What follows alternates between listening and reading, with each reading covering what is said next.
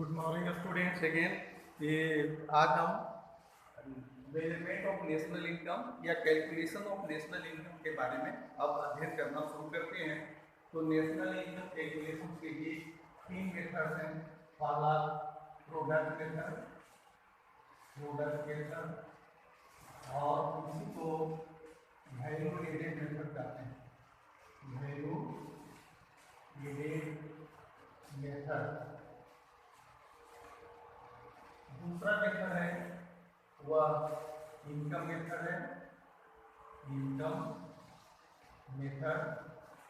और तीसरा method expenditure method.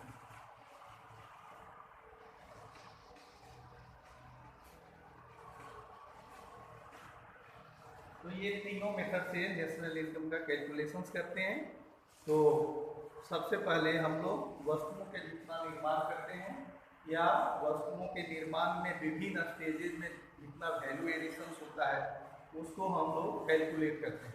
तो हम लोग ये इनकम मेथड में है कि जो फैक्टर ऑफ प्रोडक्शन है या लैंड, लेबर, कैपिटल या इंटरप्रेन्योर। लैंड को रेंट मिलता है, लेबर को वेजेज मिलता है और उसी तरह से कैपिटल के बदले में इंटरेस्ट प्राप्त होता है, ब्याज प्राप्त होता है और इंटरप्रेन्योर को सैलरी या बोनस वगैरह के रूप में प्राप्त होते हैं। तो इनकम मेथड में जो फैक्टर्स ऑफ प्रोडक्शन, चारों फैक्टर्स ऑफ प्रोडक्शन हैं उसकी कितनी आय होती है उसके बारे में हम लोग गणना करते हैं। थर्ड मेथड है एक्सपेंडिचर मेथड।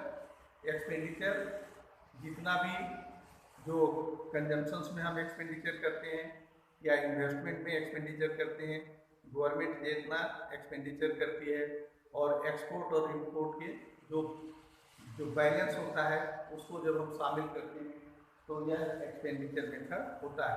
तो हम लोग एक्सप्लेनेशन के तौर पर या विस्तार में एक एक करके प्रोडक्ट मेथड या value added method, income method and expenditure method, ये तीनों मेथड्स का अध्ययन हम लोग वन बाय वन करेंगे। तो सबसे पहले जो हम लोग अध्ययन करेंगे प्रोडक्ट मेथड और वैल्यू एडेड मेथड। इस मेथड का उत्पाद विधि या मूल्य विधि,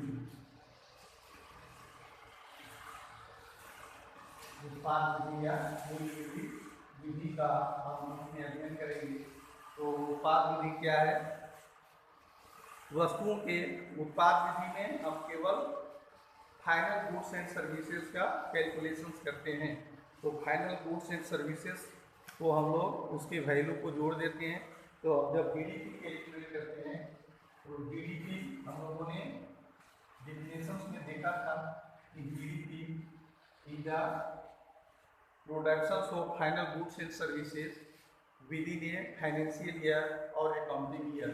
तो जीडीपी सबसे पहले करेंगे कैलकुलेट जीडीपी मार्केट का है। तो इसमें जितने भी प्राइमरी सेक्टर्स का आउटपुट है और उसके इंटरमीडिएट कंजम्पशन को घटा दें तो प्राइमरी सेक्टर्स का टोटल वैल्यू एडिशन प्राप्त हो जाएगा। उसी तरह से सेकेंडरी सेक्टर्स का आउटपुट में इनपुट को घटा देंगे तो यह सेकेंडरी सेक्टर का प्राप्त हो जाएगा। और इसी तरह से टर्शियरी सेक्टर का आउटपुट में इनपुट को घटा देंगे। तो ये इस तरह से प्राइमरी सेक्टर, सेकेंडरी सेक्टर और टर्शियरी सेक्टर्स का जितना वैल्यू एडिशंस होगा या जितना प्रोडक्ट होगा वह आपका जीडीपी होगा।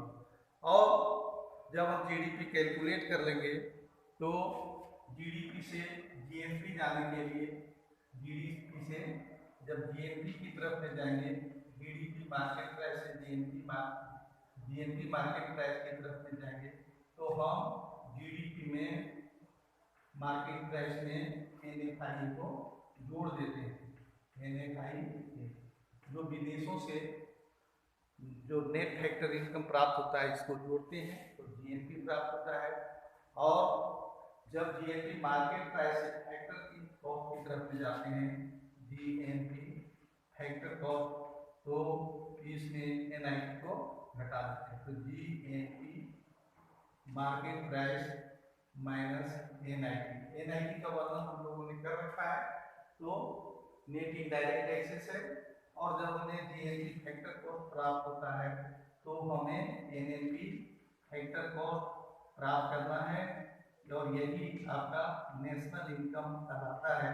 तो नेशनल इनकम, तो इसमें से GNP factor cost minus depreciation जब हम, तो यह आपका नेशनल इनकम प्राप्त होता है। तो सबसे पहले नेशनल इनकम कैलकुलेट करने के लिए प्रोडक्ट मेथड और वैल्यू एडेड मेथड में जीडीपी मार्केट प्राइस कैलकुलेट करेंगे। जीडीपी मार्केट प्राइस कैलकुलेट करने के लिए प्राइमरी सेक्टर्स का आउटपुट और उसमें यदि इनपुट कितना लगा हुआ है, जैसे खाद या पानी वगैरह के कॉस्ट जो लगे, लेबर कॉस्ट लगे, उसको घटा देंगे। तो यह प्राइमरी सेक्टर्स का, प्राथमिक क्षेत्र का, एग्रीकल्चर सेक्टर्स का आउटपुट प्राप्त होगा। उसी तरह से सेकेंडरी सेक्टर या फैक्ट्री वगैरह में जितने भी वस्तुओं का निर्माण हुआ है, चीनी, कपड़े, लोहा इत्यादि का, तो इसमें आउटपुट में से इनपुट को घटा देंगे। उसी तरह से टर्शियरी सेक्टर या सेवा क्षेत्र, बैंक, बीमा, परिवहन, संचार इत्यादि में जितना आउटपुट प्राप्त हुआ है उसको जोड़ेंगे और इनपुट को घटा देंगे। तो इस तरह से हमें जीडीपी मार्केट प्राइस पर वैल्यू प्राप्त होगा। जब जीडीपी है तो हमें ये जीडीपी में हम लोगों ने परिभाषा देखा है कि जीडीपी जो होता है वह हमारे देश की घरेलू सीमा के अंतर्गत जितनी वस्तुओं और सेवाओं का उत्पादन करते हैं उसी को जोड़ते हैं।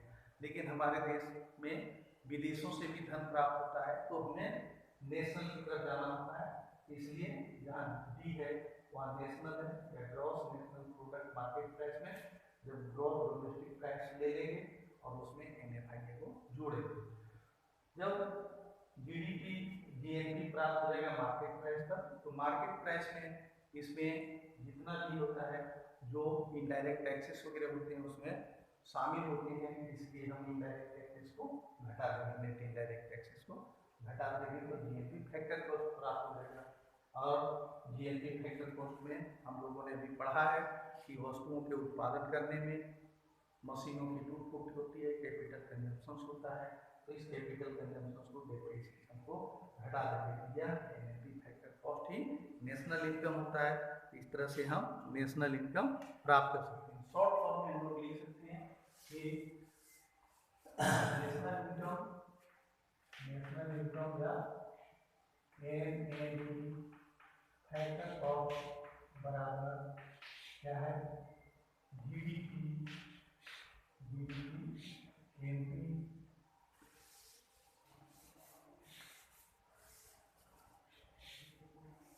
इस तरह से लिख सकते हैं कि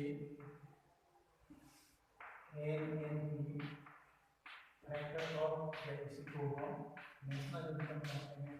तो जीडीपी मार्केट प्राइस को सबसे पहले कैलकुलेट करेंगे, उसमें डेप्रिसिएशन को घटा देंगे, एनआईटी को घटाएंगे और एनआईए को जोड़ देंगे। तो इस तरह से हमें नेशनल इनकम प्राप्त हो जाएगा। तो यह आपका फॉर्मूला है नेशनल इनकम कैलकुलेशन करने का। तो आप स्टेप बाय स्टेप, जैसे पहले बताया गया है, स्टेप बाय स्टेप कैलकुलेशन कर सकते हैं, या डायरेक्टली जीडीपी एनपी कैलकुलेट करेंगे, उसमें डेप्रिसिएशन घटा देंगे, एनआईटी घटा देंगे और एनआईए को जोड़ेंगे। तो इस तरह से प्रोडक्ट मेथड से नेशनल इनकम की प्राप्ति हो जाएगी। तो एक मेथड्स में ये वैल्यू एडेड मेथड या प्रोडक्ट मेथड में जितने क्वेश्चंस आपके टेक्स्ट बुक में हैं, कम्प्रिहेंसिव बुक्स में हैं या एग्जाम आइडिया में है या दूसरे किसी भी प्रकार के बुक्स में हैं, उसको सॉल्व करेंगे, और सॉल्व करने में कोई कठिनाई होगी तो हमसे संपर्क करेंगे। धन्यवाद।